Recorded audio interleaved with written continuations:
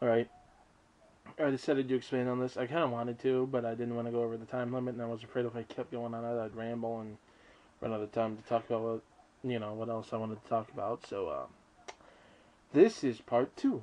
Same topic. Basically, the belief that these guys can do whatever the heck they want. Okay. Now, I had said that you can kind of excuse Marvel Comics, DC Comics, all this stuff, um, because they had multiple writers and everything. So when they made the movies, um, then you know that they have some leeway because that happened with the source material. But then I've got a couple of people, I guess, who have argued that because it's okay there, then it's okay with this movie because it's again just a different author with a different vision of what. Okay, here's the problem with that. When authors take over source material, they have to essentially continue from where the last one left off. Okay, these are continuations and baton passes essentially in the source material itself. Now, granted, you do have some guys who go way wonky and decide, okay, you know what, I'm gonna introduce an alternate universe where this happens and that happens. Most of the time, that fails. Sometimes it works, sometimes it don't. But here's the thing: it only ever works when they keep the elements from before. Now, for example, when you take baton passes like one writer to another, you'll notice that first of all they don't ever completely 100% change a character. They will change the character in that they decide they're going to focus more on this aspect of them, but they keep the aspects from before. They still appear throughout the series. It's just that this writer wants to focus a little bit more on this aspect of this character because he finds it the most interesting and the easiest to work with. Plus, he might feel it's underexplored. It might be whatever. Now, what they don't do is take this character and completely, utterly, totally, 100% flip them. For example, a lot of people, personality-wise especially, for all the people whining about the Ultimate series and how they did change some stuff, and yeah, I'm not going to say that they didn't go too far with some of the Ultimates, because they did. But some of them, they didn't. They just focused more on some aspects. Like Ultimate Spider-Man, for example. Ultimate Spider-Man, they focused a little bit more on, for example, Peter Parker's development when he first got his powers and dealing with his uncle's death. In fact, just the arc of his uncle's death and then him getting to the people who did it took the first 12, 13 issues of it. It was pretty big, but they went a little bit more into his backstory.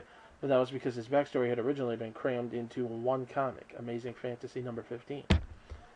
So all they were essentially doing was taking what had been there, modernized it a little bit, and then expanded it. Now, yeah, they did make some changes too, and some of them I liked, some of them I didn't like. But that's that. But that's an example of how you can take characters that do exist and put them into an alternate universe setting, and well, there you go. Because they still, for the most part, act like them. Or at least act like them as they did after certain points. I'm not going to lie, what they did with Mary Jane was kind of weird because they took her from her wild self to her mature self and put that part of her in right away as a teenager, which was kind of weird. But again, this is stuff where the source material is still continuing. It's still going on to this day. But even in the early days of, say, Spider-Man, when they were going to kill off Gwen Stacy, for example, the writer at the time, God forgive me, I cannot think of the man's name, but he actually called up Stan Lee when he had this plot idea of actually killing off Gwen Stacy. Actually called him on the phone and asked the man's permission to do this because it was a character he had created. He wasn't sure what all he had planned to do with Gwen originally, if she was supposed to be the girl that Peter was eventually going to marry, or what he wanted to do, and Stan actually gave permission and consent to do this. which is why he did it. He actually got permission from the man himself. That is something I find very, that is called respecting the previous guy's work. But see, here's the thing. This is an entirely different scenario. You're, once again, comparing apples to oranges. You're not talking about different people who have done the source material for the film and then a film adaptation. You're talking about one person doing one source material with a beginning, a middle, and an end. Completely done, all the way through. And then someone doing a film completely different. Completely different. Now, see, this does not qualify as an adaptation. It doesn't even qualify as an alternate universe, and here's why.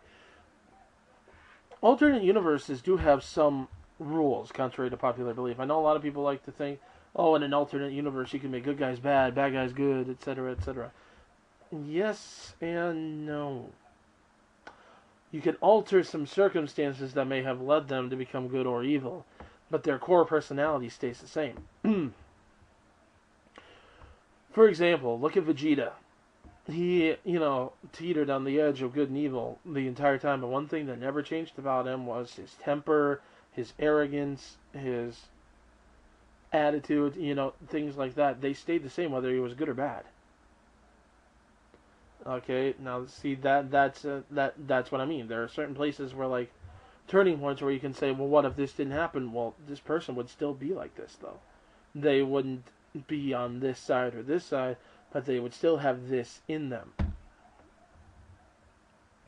I mean, Vegeta, quite frankly, when the android showed up, he wasn't out putting people in mass graves, but he was still pretty much about as much of an ass as he was before. And about the only thing that was preventing him from doing it was the fact that, pretty much nothing, really, except for the fact that he had a bigger goal in mind. He was obsessed with overcoming that first, and at the same time, if they gang up on him, yeah. But, see, this is exactly what I'm saying here. There are certain things that you cannot do. You can take these characters and you can put them in a different setting, sure, whatever, okay, yeah. But they're not the characters anymore. That's the issue. The spirit of what made the series a series, of what made these characters are gone. And especially in the case of Dragon Ball, you really can't mess with it all that much. Because one of the reasons it was created in the first place is it is an homage to another story, a classic story. Took elements from a story called Journey to the West. Was originally going to be an adaptation. However, guess what happened? Akira Toriyama decided he wasn't going to do the adaptation anymore because the more he tried to modernize it, put it into a modern setting, the more he realized he couldn't without ruining the story. He was losing the spirit of it. So instead, he decided he was not going to go the route of an adaptation, do his own thing, but keep certain things in there as an homage to the original. And he did not call it, you'll notice, Journey to the West. He called it Dragon Ball, which was a title and a character model, by the way, for several of the characters that showed up in the series that he got from a manga that he did called Dragon Boy. Alright? The man did not go out and say, I'm going to go ahead and do my own thing and people are going to have to accept it. No. The people who did this movie did. And they're almost proud of this fact. Yet at the same time, they then say that they were actually closer to the manga than the freaking anime was. And people, sad as it is, have actually bought it. Because people don't know the source material. Now, see, this is exactly what they're doing here, though. They're taking advantage of the fact that you guys have a very, very thin grasp of the source material, of what makes Dragon Ball Dragon Ball. They're counting on, frankly, they're counting more on the fans who are fans of Dragon Ball Z than they are of Dragon Ball to go ahead and accept this, because they are not going to think that Dragon Ball matters all that much, and they want to get to Dragon Ball Z. It's sad, but it's true. But the fact of the matter is, Dragon Ball Z cannot be Dragon Ball Z without Dragon Ball. Once you change what came before, it's... I'm not even going to go the stupid route of the butterfly effect. I mean, that implies such minute changes. No. What I am going to say, though, is that when you change something big, especially, that is going to affect what comes later. You see, when you start out like this, and keep going, it gets bigger and bigger and bigger and bigger and bigger. You can't go like this and then go down to this and continue normal. That don't work. It does not work that way.